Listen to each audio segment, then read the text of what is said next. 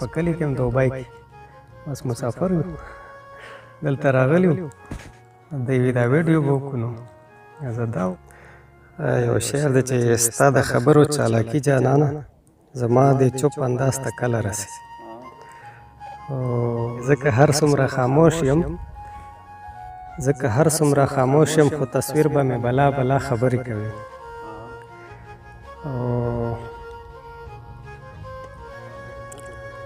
د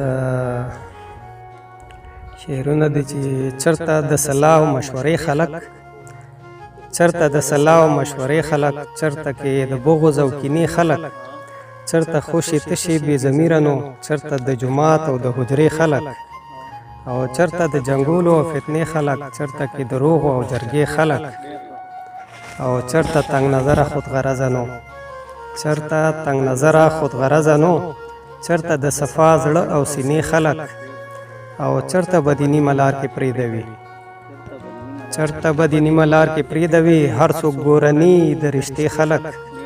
او څوک چې په هندکو پښتو خبر نه وي نینه وابدا د یارانې خلک او دا شعرونه چې ستا د خولې خبرې دلالونه ملغلرې غوږ مې ایښې درته وایه په ما لګي کن شکرې دا چې لیکمه شعرونه دا د ستا هغه خبرې او چې کړې په مینه زه ترې جوړې کړم غزلې خپل مقصد ته رسېدو کې لنډوي راته منزلې او دا زما په ترکۍ کې دي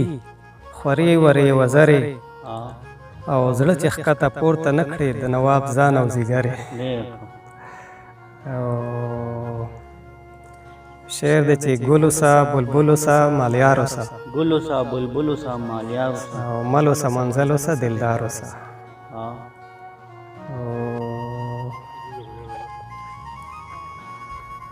شعرونه چې بې یاره ژوندون خلقه نه د سکون خلقه ژوند به تیریږي داسې لکه مجنون خلقه او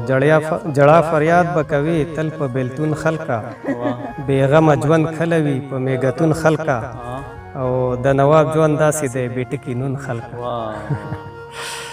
بس دغه یو څو